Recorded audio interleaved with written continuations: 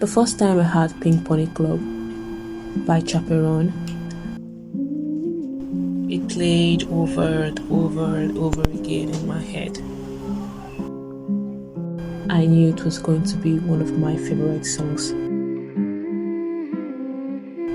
The song made me realize I've always had dreams that didn't fit society's mold. Growing up, I wanted to make cartoons, then films, then music visuals, be a writer. But being raised in a Nigerian home, dreams like that weren't exactly encouraged. Society tells creatives our passions aren't real careers, so we hide them. Now when people ask what I do, I don't always tell the full story. I keep my real dreams, my pink pony dreams tucked away. And honestly, that hurts more than I like to admit.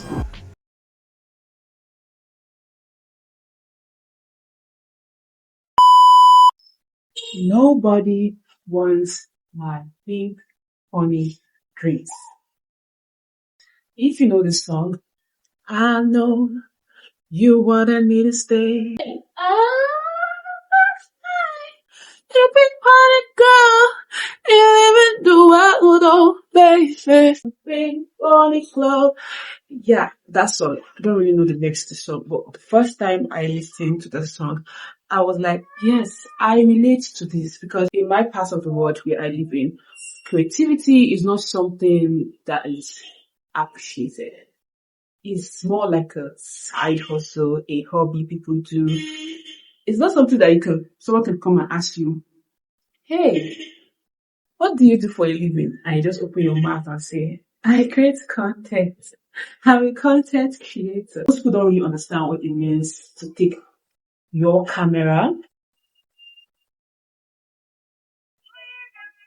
and shoot. Or you're a writer and you write things and just want to be locked up in your room and write all day about the crazy things that go on in your head. Nobody wants to see that. Nobody. For some reason, with the way the world is structured, the way my world is structured, I can't just abandon everything and just say, I want to be a full-time content creator. In what world? How do I survive? How do I survive being a content creator? That's why being a creative is kind of hard. Nobody wants my pink pony dreams. And I do have pink pony dreams. You name it. I started out trying to be a photographer, still doing that. I want to be a visual storyteller. I was first inspired by from Be With Love. I wanted to be a blogger. I wanted to be a writer. There are a lot of things I wanted to be.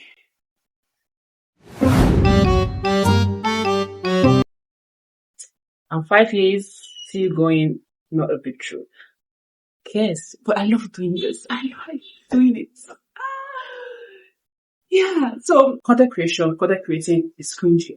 The cringy word. Making art is cringy. You have to be crazy enough to put yourself out there because it's you being vulnerable. I should talk to somebody and somebody say, what do you do? I don't normally tell them that I create content or I'm a YouTuber or I write on Substack or Medium. I don't do that. I have to have known you so well to finally say, oh, subscribe. Oh, support me. Oh, you have to. First thing I have to is, yes, that's what I'm pharmacy. So that's more true. That's more acceptable by society.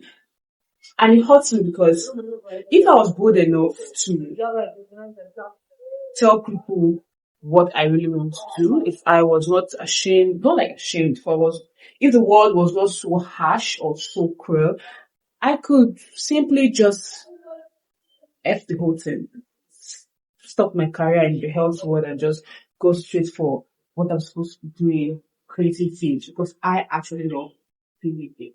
But if I am to choose between the health line and the creative line, definitely I'm going for creative line. But don't get me wrong. I'm quite different when it comes to that.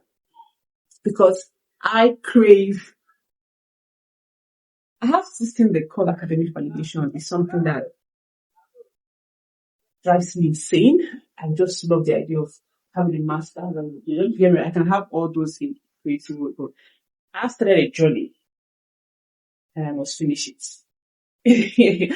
I started pharmacy school and I have to see the end of it. It's just a crazy way of thinking, and I don't know why it is. Yes. So after this content creating, and I want to see the last of it. That's just how the way my brain works. If I start something, I have to finish it, and yeah, it's crazy phenomenal how that works. And I also want to add that um, the reason why you would imagine why most of us laughing funny things, why it feels like nobody wants to put funny things. I mean, it's all good it's all put on camera. I mean, you don't know the behind the scenes how you have to go through all manner of things to be able to shoot.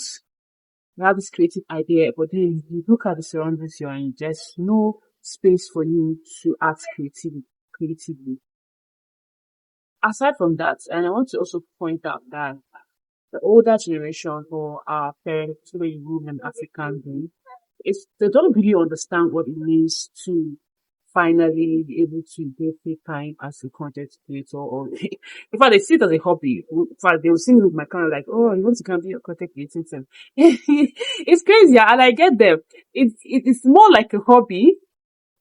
It's regarded as more of a hobby. And I wouldn't blame them. The structure of the way Nigeria is, it's crazy because they don't see it as you see it. If I tell people what my dreams are, they would laugh at me because at your old age, what do they filmmaker? How you want to take stuff? I'm like, what's the idea when you try to be a filmmaker at this age? But then, if I had the opportunities, like if there was space for me to act on those activities, maybe as I aged, I was like, I want to go to film, I want to go to theater, I want to do this. Probably it should have made my life much easier. It should have made it easier for me to break through into the industry. But now I have to take like back low, try to do YouTube things and whatnot and whatnot. And still, it's also confusing because I do not really know the basics. So I'm just roughing it out. The structure of the way Nigeria is doesn't allow for that. Being a doctor, lawyer, or engineer, or one of these professional courses is what it is. In fact, in fact, she's a mother of a doctor or a pharmacist. It gives them the pride. I don't know what it is. I mean, they're not people. Most content creators, big content creators are paid hell a lot and lots and lots. But the truth is, we experience within the healthcare industry. So I think it's a prestige of doing their time when being a doctor or being pharmacist or being an engineer was such a big deal.